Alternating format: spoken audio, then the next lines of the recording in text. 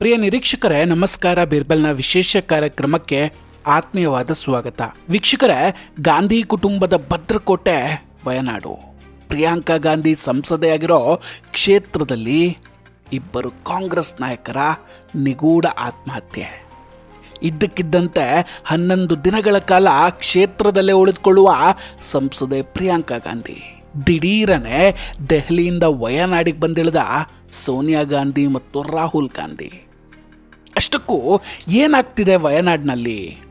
ವಯನಾಡಿನ ನಿಗೂಢ ಸತ್ಯಗಳನ್ನು ಈ ವಿಡಿಯೋದಲ್ಲಿ ನಿಮ್ಮ ಮುಂದಿಡ್ತೀವಿ. ವಿಡಿಯೋವನ್ನು ಮಿಸ್ ಮಾಡದೆ ಕೊನೆವರೆಗೂ ನೋಡಿ.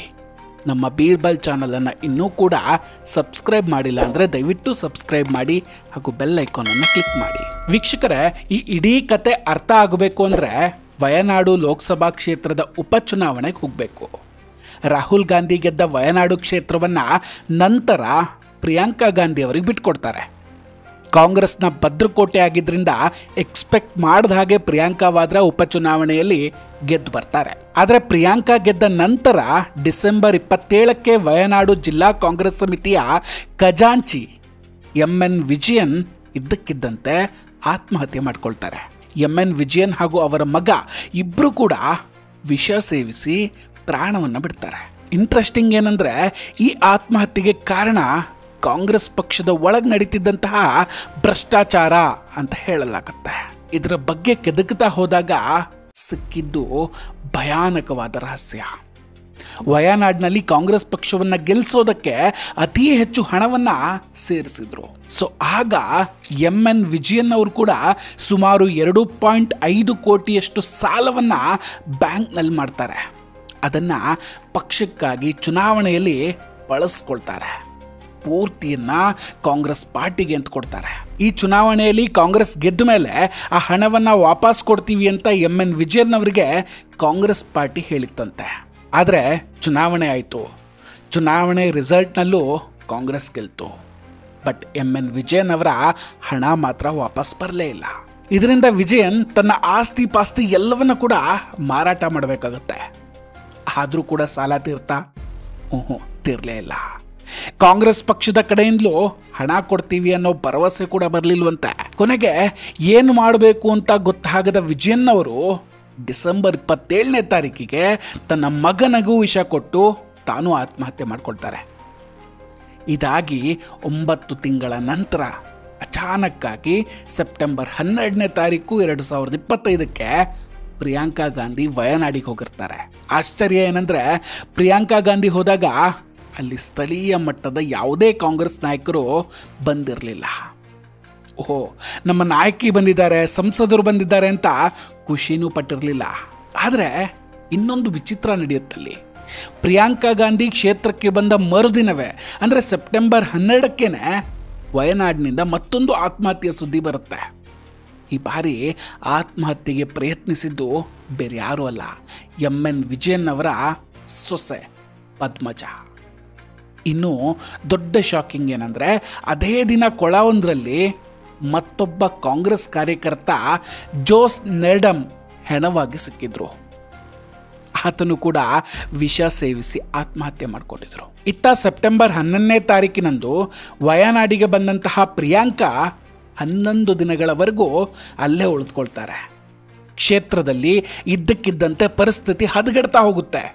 ಸಂಪೂರ್ಣವಾಗಿ ಪ್ರಿಯಾಂಕಾರಿಂದ ಪರಿಸ್ಥಿತಿ ಕೈ ತಪ್ಪಿಡುತ್ತೆ.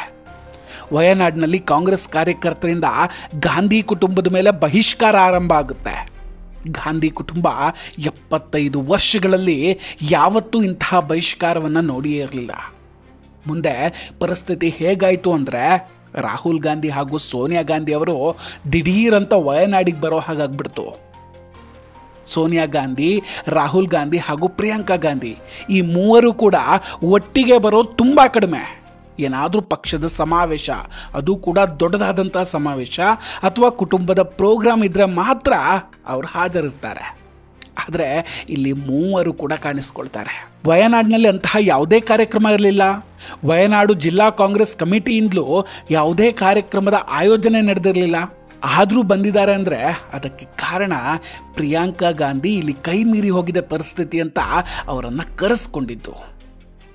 ಯಾಕಂದರೆ ಇಡೀ ವಯನಾಡು ಕ್ಷೇತ್ರ ಗಾಂಧಿ ಕುಟುಂಬವನ್ನು ಬಹಿಷ್ಕಾರ ಹಾಕೋದಕ್ಕೆ ಶುರು ಮಾಡ್ಕೊಂಡ್ಬಿಟ್ಟಿತ್ತು. ಇಡೀ ದೇಶದ ತುಂಬ ಈ ಸುದ್ದಿ ಹರಡುವ ಚಾನ್ಸಸ್ ಕೂಡ ಇತ್ತು. ಈ ಬಗ್ಗೆ ಪ್ರಿಯಾಂಕಾಗ್ ಮಾಹಿತಿ ಸಿಕ್ಕ ಕೂಡಲೇ ಅಲ್ಲಿನ ಪಾದ್ರಿಗಳನ್ನು, ಕ್ರಿಶ್ಚಿಯನ್ ಸೊಸೈಟಿಗಳನ್ನು, ಮೌಲಾನಗಳನ್ನು ಕೂಡಲೇ ಭೇಟಿ ಮಾಡ್ತಾರೆ. ಒಂದು ಮುಸ್ಲಿಂ ಅನಾಥಾಶ್ರಮಕ್ಕೂ ಭೇಟಿ ನೀಡ್ತಾರೆ. ಆದರೆ ಇದರ ಬಗ್ಗೆ ಮಾಹಿತಿಯನ್ನು ಎಲ್ಲೂ ಕೊಡಲಿಲ್ಲ. ಪ್ರಿಯಾಂಕಾ ಗಾಂಧಿ ಈ ಎಲ್ಲ ಕಡೆ ಹೋಗಿ ನಮ್ಮಿಂದ ಆದ ತಪ್ಪನ್ನು ನಾವು ಸರಿ ಮಾಡ್ಕೊಳ್ತೀವಿ, ದಯವಿಟ್ಟು ನಮ್ಮನ್ನು ಕ್ಷಮಿಸಿ ಅಂತ ಬೇಡ್ಕೊಂಡಿದ್ರಂತೆ. ನಮ್ಮನ್ನು ಬಹಿಷ್ಕರಿಸಬೇಡಿ ಅಂತ ಕೇಳ್ಕೊಂಡಿದ್ರಂತೆ. ಆದರೆ ಪ್ರಿಯಾಂಕಾ ಮಾತಿಗೆ ಯಾರೂ ಮಣೆ ಹಾಕಲಿಲ್ಲ. ಪರಿಸ್ಥಿತಿಯನ್ನು ನಿಭಾಯಿಸೋದಕ್ಕೆ ಆಗೋದಿಲ್ಲ ಅಂತ ಗೊತ್ತಾದ ಕೂಡಲೇ ಪ್ರಿಯಾಂಕಾ ಕೂಡಲೇ ಸೋನಿಯಾ ಗಾಂಧಿ ಹಾಗೂ ರಾಹುಲ್ ಗಾಂಧಿ ಅವರನ್ನು ಕರೆಸ್ಕೊಳ್ತಾರೆ. ದೇಶದ ತುಂಬ ಈ ವಿಷಯ ಹಬ್ಬಬಾರದು ಅನ್ನೋ ಒಂದೇ ಕಾರಣಕ್ಕೆ ರಾಹುಲ್ ಗಾಂಧಿ ಹಾಗೂ ಸೋನಿಯಾ ಗಾಂಧಿ ಅವರು ವಯನಾಡಿಗೆ ಬರ್ತಾರೆ. ವಯನಾಡಿಗೆ ಬಂದಾಗ ಈ ಇಬ್ಬರಿಗೂ ಕೂಡ ಮತ್ತೆ ಶಾಕು. CWCಯ ಒಬ್ಬ ಸದಸ್ಯರು ವಯನಾಡಿನಲ್ಲಿ ಡ್ರಗ್ಸ್ ವಿರುದ್ಧ ಒಂದು ರ್ಯಾಲಿ ನಡೆಸ್ತಾ ಇದ್ರು. ಆ ರ್ಯಾಲಿಯ ಪಕ್ಕದಲ್ಲೇ ಸೋನಿಯಾ ಗಾಂಧಿ, ಪ್ರಿಯಾಂಕಾ ಗಾಂಧಿ ಹಾಗೂ ರಾಹುಲ್ ಗಾಂಧಿಯ ವಾಹನ ಮತ್ತು ಅವರ ಬೆಂಗಾವಲು ಪಡೆಯ ವಾಹನಗಳು ಜೊತೆಯಾಗಿ ಹೋಗ್ತವೆ. ಆಶ್ಚರ್ಯ ಏನಂದರೆ CWC ಮೆಂಬರ್ ಜೊತೆ ಅನೇಕ ಕಾಂಗ್ರೆಸ್ ಕಾರ್ಯಕರ್ತರು ಹಾಜರಿದ್ದರು. ಆದರೆ ಯಾವುದೇ ಕಾರ್ಯಕರ್ತ ಕೂಡ ಈ ಮೂವರ ಸ್ವಾಗತವನ್ನು ಮಾಡಲೇ ಇಲ್ಲ. ಬಹಿಷ್ಕರಿಸಿದಂತೆ ಸೈಡ್ಲೈನ್ ಮಾಡಿಬಿಟ್ಟಿದ್ರು. ಇದು ಗಾಂಧಿ ಕುಟುಂಬದವರಿಗೆ ಗೊತ್ತಾಗ್ಬಿಡುತ್ತೆ. ಗಾಂಧಿ ಕುಟುಂಬ ಇದುವರೆಗೂ ಕೂಡ ಇಂತಹ ಸಿಚುವೇಶನನ್ನು ಫೇಸ್ ಮಾಡಿಯೇ ಇರಲಿಲ್ಲ. 2 ಬಾರಿ ಲೋಕಸಭಾ ಚುನಾವಣೆಯಲ್ಲಿ ಗೆದ್ದಂತಹ ಕ್ಷೇತ್ರದಲ್ಲಿ ಇಂತಹ ಬಹಿಷ್ಕಾರ ಆಗುತ್ತೆ ಅಂತ ಊಹಿಸಿಯೂ ಇರಲಿಲ್ಲ. ಇದಕ್ಕೆಲ್ಲ ಕಾರಣ ಏನು ಗೊತ್ತಾ? ಗಾಂಧಿ ಕುಟುಂಬ ವಯನಾಡಿನಲ್ಲಿ ಕೊಟ್ಟ ಮಾತನ್ನು ಉಳಿಸ್ಕೊಳ್ಳದೆ ಮೋಸ ಮಾಡಿತ್ತು. ವಯನಾಡಿನಲ್ಲಿ ಹೇಗಾಗ್ತಿದೆ ಅಂದರೆ ಒಬ್ಬ ಕಾಂಗ್ರೆಸ್ ಕರ್ತರ ಸಾವಿಗೆ ಇನ್ನೊಬ್ಬ ಕಾಂಗ್ರೆಸ್ ಕರ್ತರೇ ಕಾರಣ ಆಗ್ತಾ ಇದ್ದಾರೆ. ಯಾಕಂದರೆ ವಿಜಯನ್ ಅವರು ಆರೋಪ ಮಾಡಿದ್ದು ಕೂಡ ಉಳಿದ ಕಾಂಗ್ರೆಸ್ ನಾಯಕರನ್ನು. ಅವರು ಹಣ ವಾಪಸ್ ಕೊಡದೇ ಇದ್ದಿದ್ದಕ್ಕೆ ಒತ್ತಡದಿಂದಲೇ ಆತ್ಮಹತ್ಯೆಯನ್ನು ಮಾಡ್ಕೊಂಡಿದ್ರು. ಒಬ್ಬರ ಮೇಲೊಬ್ಬರು ಆರೋಪ ಮಾಡೋದು, ಆತ್ಮಹತ್ಯೆ ಮಾಡ್ಕೊಳ್ಳೋದು, ಆ ಬೆಂಕಿಯ ಜ್ವಾಲೆ ಗಾಂಧಿ ಕುಟುಂಬದವರೆಗೂ ತಲುಪಿದೆ. ಇಲ್ಲಿ ಇದ್ಯಾವುದು ಕೂಡ ದೊಡ್ಡ ಮಟ್ಟದಲ್ಲಿ ಸುದ್ದಿ ಆಗ್ತಿಲ್ಲ. ದೇಶದಲ್ಲಿ ಇದೇನಾದರೂ ಸುದ್ದಿ ಆದರೆ ತುಂಬ ದೊಡ್ಡ ಸಮಸ್ಯೆ ಆಗುತ್ತೆ ಅನ್ನೋ ಕಾರಣಕ್ಕೆ ಹೊರಗೆ ಬಾರದಂಗೆ ನೋಡ್ಕೊಳ್ತಾರೆ. ಅದೇ ಕಾರಣಕ್ಕೆ ಪ್ರಿಯಾಂಕಾ ಗಾಂಧಿ ಕೂಡ ತಮ್ಮ ವಯನಾಡಿನ ಯಾವುದೇ ಕಾರ್ಯಕ್ರಮದ ಬಗ್ಗೆ ಸೋಷಿಯಲ್ ಮೀಡಿಯಾದಲ್ಲಿ ಹಂಚಿಕೊಂಡಿಲ್ಲ. ಕಾಂಗ್ರೆಸ್ ನಾಯಕರ ಜೊತೆ ಕೂಡ ಹಂಚಿಕೊಳ್ತಾ ಇಲ್ಲ. ಇದರ ಬಗ್ಗೆ ವಯನಾಡಿನ ಜಿಲ್ಲಾ ಕಾಂಗ್ರೆಸ್ನ ಅಧ್ಯಕ್ಷರ ಒಂದು ಹೇಳಿಕೆ ಕೊಟ್ಟರು. ಅವ್ರು ಹೇಳ್ತಾರೆ, ಪ್ರಿಯಾಂಕಾ ಗಾಂಧಿ ಅವರು ಅಚಾನಕ್ಕಾಗಿ ಇಲ್ಲಿಗೆ ಬಂದಿರೋದು ಹಾಸ್ಯಾಸ್ಪದ ಅಂತ. ಆಶ್ಚರ್ಯ ಏನಂದರೆ ಇದಾದ ಕೆಲವೇ ಗಂಟೆಗಳಲ್ಲಿ ಅವರು ಕೂಡ ತಮ್ಮ ಸ್ಥಾನಕ್ಕೆ ರಾಜೀನಾಮೆಯನ್ನು ಕೊಟ್ಟಿದ್ದಾರೆ. ಒಟ್ಟಿನಲ್ಲಿ ಈ ಗಾಂಧಿ ಕುಟುಂಬದ ವಿರುದ್ಧ ಬಹಿಷ್ಕಾರ ಅನ್ನೋದು ಅವರ ವಯನಾಡಿನ ಕ್ಷೇತ್ರದಿಂದಲೇ ಶುರುವಾಗುತ್ತೆ ಅಂತ ಅಂದ್ಕೊಂಡಿರಲಿಲ್ಲ. ಒಂದು ಬಾರಿ ವಯನಾಡು ಕಾಂಗ್ರೆಸ್ಗೆ ನೋ ಎಂಟ್ರಿ ಅಂತು ಅಂದರೆ ಈ ಬೆಂಕಿ ಇಡೀ ದೇಶಕ್ಕೂ ಹರಡುತ್ತೆ. ನೋಡಿ, ಭಾರತದಲ್ಲಿ ಹಿಂದೂಗಳ ಓಟ್ ಹಂಚಿ ಹೋಗುತ್ತೆ, ಆದರೆ ಮುಸ್ಲಿಂ ಮತ್ತು ಕ್ರಿಶ್ಚಿಯನ್ನರ ಓಟು ಹಾಗಲ್ಲ. ವಯನಾಡಿನಲ್ಲಿ ಕಾಂಗ್ರೆಸ್ ಗೆದ್ದಿದ್ದು ಈ ಮುಸ್ಲಿಂ ಮತ್ತು ಕ್ರಿಶ್ಚಿಯನ್ನರ ಮತಗಳಿಂದಲೇ.